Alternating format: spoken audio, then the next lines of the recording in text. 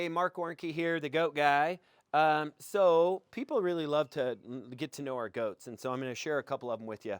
The interesting part about these two goats is these are twin brothers. So they're the same exact age, they're twin brothers. This is Preacher and this is Royal. Now Royal, I sold to a friend of mine, and these guys are out of Dingle, and Dingle's one of my awesome 2-year-olds. He's got the Waddles. So he threw one with Waddles, one without, and he threw a doe. They threw the doe threw triplets this year. Royal, as you can see, is just built differently and looks different and has bigger horns and all kinds of stuff. The interesting part is the difference is I castrated Preacher at about 9 months old. He got castrated about a year and a month old. So it's that much different. Now I do remember when they were babies, Preacher was not quite as deep in the body and a little more leggy, and that conformation is held true, although he has the added musculature and hair of a buck that held his equipment longer. He's only been castrated right now at this point for about 3 weeks. And for people who love to just tell me how evil and cruel I am on banding goats late, this goat literally reacted 0 to the banding process. Put the California bander on him, he walked around like nothing happened, and he's been doing that since I did it. So, but you can see his horns are way bigger, he's way more hairy and a huge beard, he's got the little front wig. And the other thing is, just so you know, he is a goat that I've had to flip once recently because he has learned to be aggressive or to be pushy. I would not say he's aggressive, but I would say he's pushy. And so we went through a little who's who yesterday, and we'll see if he bounces back from that, and as well to see the effect of testosterone as it falls off. I highly recommend, if you're not breeding, that you do not keep these guys intact that long. I know the big horns look cool, but they're hard to work around on a pack goat. You know, they're just a bigger thing to deal with, and I don't recommend you leave them intact for that long. We recommend 4 to 6 months. That's all you need to do to prevent urinary calculi. It gives them a little shot of testosterone. Hey, quit it. Gives them a little shot of testosterone, and so that they, get that going. But you can see, as far as a packer, I want more of that than I want this, and these are twin brothers. He'll struggle on the trail this year. Hey, quit it. So, by the way, I can tell we're going to have to do something with that. Get, go on. So, I can tell we're going to have to do something with that. Just a little side note, just because these kind of things are valuable for you to learn from.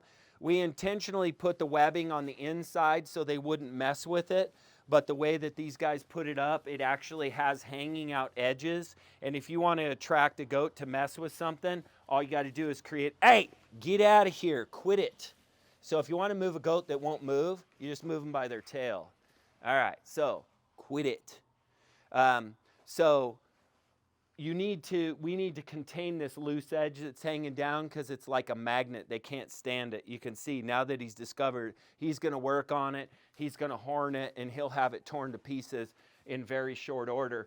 So what I'm going to have to do is I'm going to have to probably put a piece of plywood up here. Go on, get. So we're going to have to put some kind of plywood here to keep this. This was my workers that put this together, and we want to put it on the inside because they have a tendency to not tear it apart when they do it, but they can't leave pieces like this hanging out. So we'll have to kind of redo that. So there you go, twin brothers, Royal. So you see how he keeps like pushing away from me now? So now I'm going to kind of roll into him nice and slow and come in and give him some love. And you'll see he's out of protection mode now, so he leans in. You got to remember, these guys, they communicate through aggression. Now, we need to never communicate with them by manhandling and being aggressive with them, but we certainly can as a disassociative form of reprimand. Now, that's about as much physical as I like. Anything more than that, then they see that as we're playing the same game. Here's a far more effective way to reprimand this goat, and that's through the big gesturing that I did, but also watch how he reacts to how I train them with something that I can throw at them, is that I'll go, get, and then they'll see me pick something, get, and then I'll do that.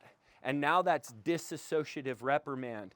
That kind of came from the action, not from me. But had I pushed him out of here, now he thinks we get to play the push game. And that's very, very, you have to be super careful with that with these goats, because they believe if you'll play that game, that then they can play that game. So Royal, by the way, is new in the pasture. He doesn't know that. Do you see how quickly he reacted? He didn't at all. Royal, get, go on, get. So I'll just do stuff like that until he gets away, and then he's done what I've asked him. So then I'll roll in. So right now he doesn't know if he can trust me. So I'll roll in slow. He's just not sure. Yesterday we just flipped. So again, he keeps going to the one person he thinks he can trust, which is the camera person. He's also wagging his tail, which, by the way, people think that means the goat is happy, and it does, but it also means that they are feeling nervous. Now, if I lower my posture, I'm now less formative to him. And it's a very strange thing, but goats really respond to two open hands. I think that's a communication, like almost universal and almost a God way, of a safe thing. So I'm going to come in low, and then we're going to try to become friends again. He's going to go, okay, all right. Well, I got to listen to that guy, but he actually will give love too. Good boy. Good boy. Now, he doesn't really like his face pet, I can tell, because he pulls away. But I can see him lean into his rump. I should go boy. I should go boy. Good boy. So, just a little bit of Goat 101. You really need to learn how these critters tick. They're incredibly complex, highly intelligent, very complex. A lot of people would call them one of the sentient beings, a higher consciousness animal, and I believe they're right. They're very complex, and you should treat them as such. So kind of a long video, but I hope you found that helpful. Marc Warnke, the Goat Guy. And if you like videos like this, click to subscribe. If you want to learn anything about raising goats, homesteading, I have a goat club membership and courses on everything you need to know to be successful.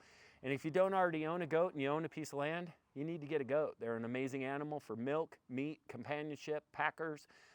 Get yourself a goat. You'll be happy you did. I promise it'll be a life-changing thing. They're a better pet than a dog. Take care.